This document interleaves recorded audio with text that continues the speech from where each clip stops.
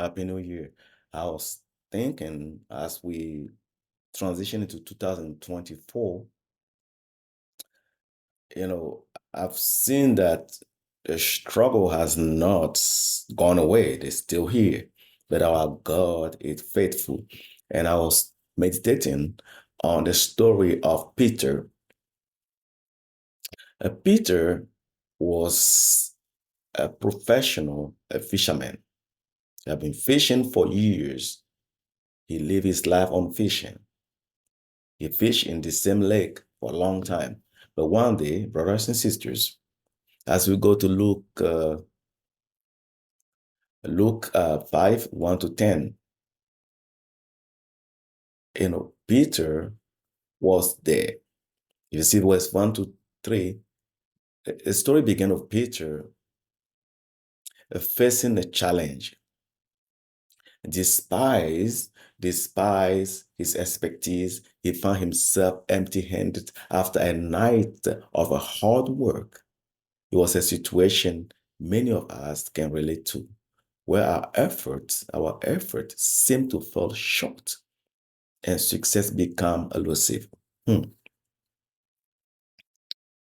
But God can still intervene in and through our life.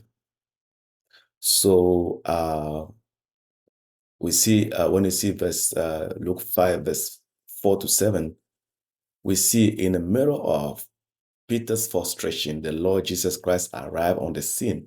Jesus was ministering nearby in a plain view of where Peter was. Jesus, in his discerning, Jesus wanted to do something to Peter. Jesus, in his discerning, chose Peter's boat at a platform to preach, to address the large and the eager crowd that is surrounding him.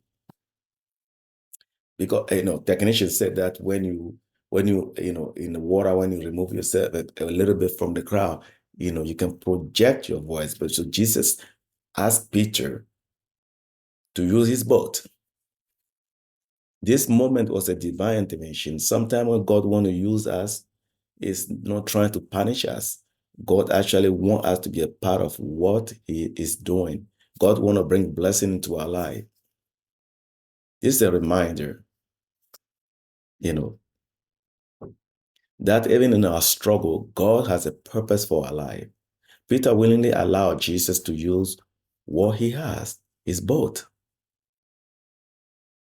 for the work of the Lord. Peter allowed, you know, prioritizing God's kingdom, like we see in the Luke 5, 8 to 9. The lesson here is powerful. Often, like Peter, we may find ourselves striving in our own strength, following our own method.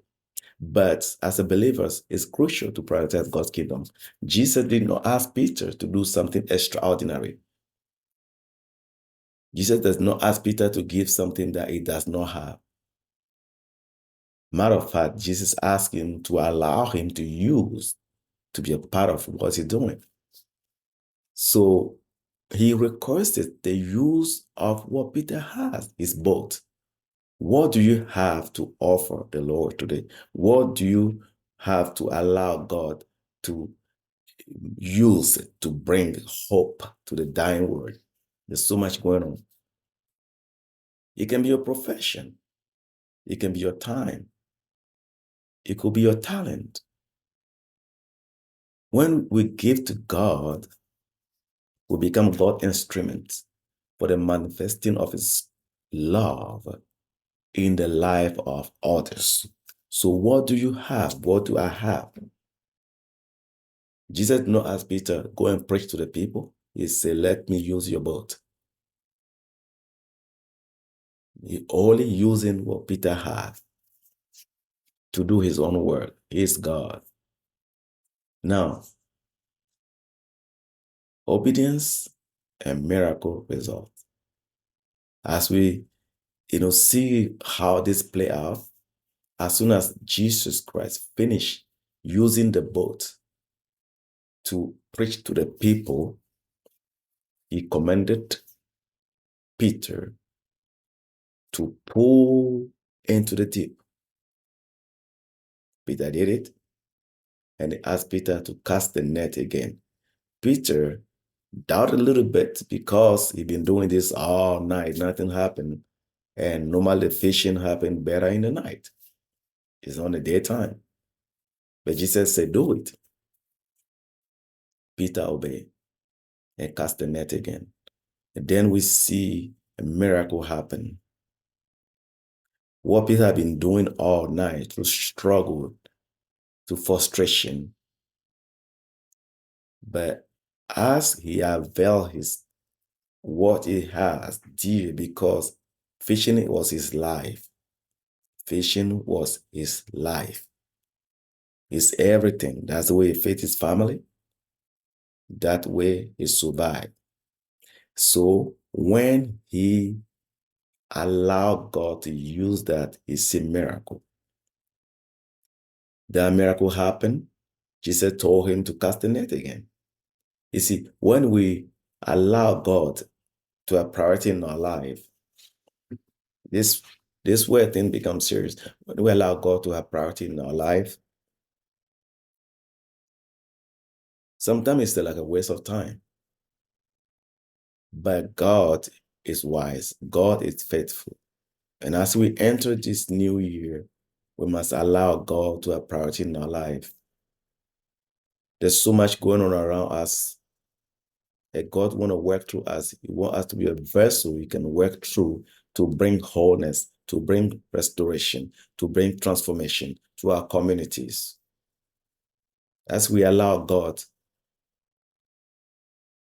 to have us to glorify His name, we're going to see miracle. God is not asking us to do any extraordinary thing. He's only asking us to do what He has given us. We have been assigned a level of grace. Some people have grace of faith, grace of miracle, financial grace. Some people have money to give. Some people have wisdom. Some people can pray. Some people can help. Whatever way we can help, let's do that. Because as we do that, not only God going to use that to bless others, but during this time, we're going to learn.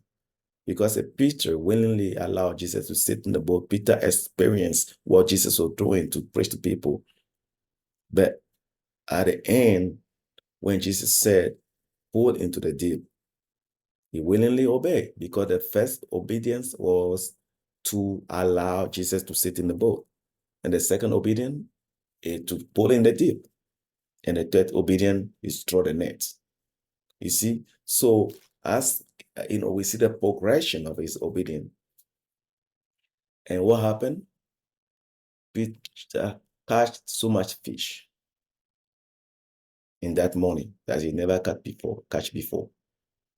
He caught so much fish to the point that he had to call other people to come and help him. So the blessing was not limited to himself. That blessing overflowed. He had overflowed to the other fishermen. Because if Peter could not catch fish, that means all the fishers who are there probably not catch fish. But as Peter obeyed God, God overflows His blessing in Peter's life and through his life.